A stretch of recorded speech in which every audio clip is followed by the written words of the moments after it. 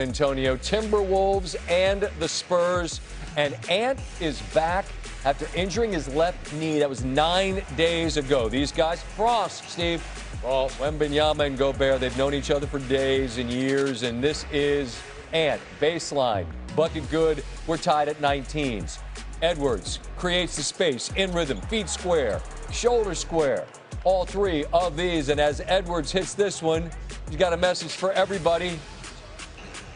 I'm back. Yes, you are. Good to have you back. The game's more fun when you're here. As for Victor Wembanyama, history. 7 blocks in the first half, the second most in any playoff half in the play-by-play era. That goes back to 97-98. We're tied at the break. We're tied early fourth.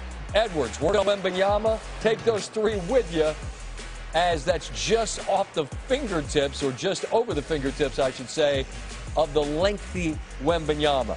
Trailing by 1. Edwards scoops. No. Wembanyama with yet another block. That's 11. A new NBA playoff record. That goes the other way. And De'Aaron Fox takes it to the cup. And the Spurs are up 3. Defense to offense in the blink of an eye. But this Timberwolves team is tough as nails. They're not going anywhere. Edwards with the blow-by and the finger roll. He gets past Keldon Johnson. And now it's Edwards again. Float game. It rattles home. And a little chit-chat between 2 tough, ferocious competitors. That's all right. It's that time of year. It's a 6-point game. Again, Wembanyama gets the kick, but the rebound comes to Minnesota. Corner 3, the vet Mike Conley. All 3 of these, and the Wolves are up 9. Under a minute to go. Wembanyama with a head of steam. There's not a human on earth that could stop that. And this lead is now down to 4. 34 seconds to go off the inbound. Ant with a turnover. Devin Vassell, the deflection. Dylan Harper, the rookie, makes it a 2-point game. On the other end, Julius Randle, who just hit a tough bucket to possession before, with a miss. Rebound comes down to the Spurs and Harper. They don't call the timeout. Julian Champagnie, who had some huge rebounds and buckets, gets a wide-open look from 3. They don't call the timeout. They do get the clean look, and this would have won the game for the Spurs. Instead, it just misses the mark, and Minnesota grabs game 1. Danny Green joins us now, and Danny, man, it's a fun highlight to do, and you and I had a conversation before we came on air. Let's have it on the air. I'm asking you, do you call a timeout there with a man that's about 11 feet tall, and you say no, because why? He just wasn't having a great game. He wasn't in rhythm. His offensive shooting from 3 and from 2 was not there. You got a good look. You know, Champagnie got them in the position that they were in by rebounding, getting offensive rebounds, second chance points, putbacks. One of your better shooters. He shot it pretty well tonight, too. So if you can go and not have the defense set, that's your best bet. And that's kind of what I've been taught since I was a youngster, being in that San Antonio Spurs system. And I trust those instincts. So, you know, they got the shot they wanted. It shouldn't come down to the last shot. You know, they lacked a sense of urgency till the end of the game and tried to win it in the last 2 minutes. And that shows their youth and inexperience and immaturity. You know what I feel like, Danny? It's like in football, going for it on 4th down. Everyone loves when you do it until you do it and it doesn't work. I'm all for don't call a timeout, because the court's wide open. Minnesota was gassed, and they did get the clean look, but it doesn't go, and that allows Minnesota to take game 1.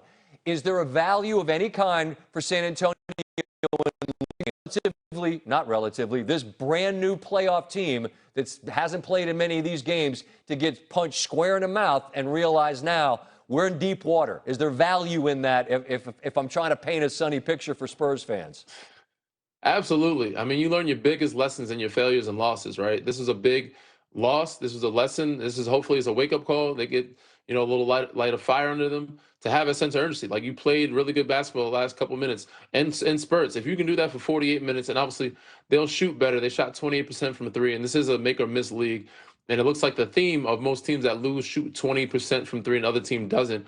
But you can't settle. You got to find ways to get the basket. You have the biggest guy on the floor. Like you said, he's 7'8", 7'9", has the length that things you can't stop him. And they have guards that are explosive. And of course, there was some foul trouble with Castle, but they have the tools to get it done, regardless if they shoot well or not. Minnesota has earned a ton of credit, and I'm interested in your thoughts on them. I'm going to get those in just a second. After the loss, Wembanyama with these thoughts.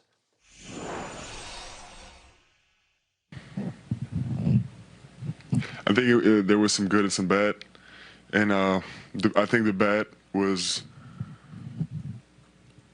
as I said, not going to what we know. But I mean, it's a lot on me because obviously my game wasn't feeling good tonight, and that's where the team is going to look for me, you know.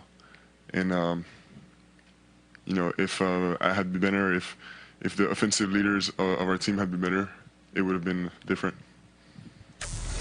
Yeah, I don't know what a silver lining means, but yeah, of course, obviously we have to be better, and as I said, it shows up on the stat sheet, but we need to figure out before 48 hours what we can do better, and I got no doubt that we will. I mean, it's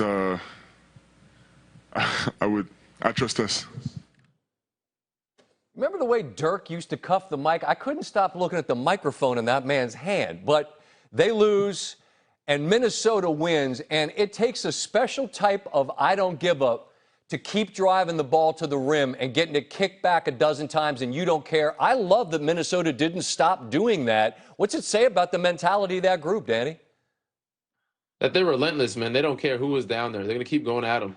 And I think they got some gold in it, right? Every time Wemby had to go up, even though he had a record-setting, shot blocking night, he has to go up there, and a lot of those blocked shots, he came down hard and fell, and it takes up a lot of his energy. He has to exert so much energy playing defense, protecting the rim, to where, offensively, he might not have his legs to knock down a perimeter shot. So they kept going at him. They kept getting to the rim. Their defense gives them a chance because they're gritty, but they don't care who was down there. They're going to go right at your chest, and that's just who they are. Their identity is something that is right in your face.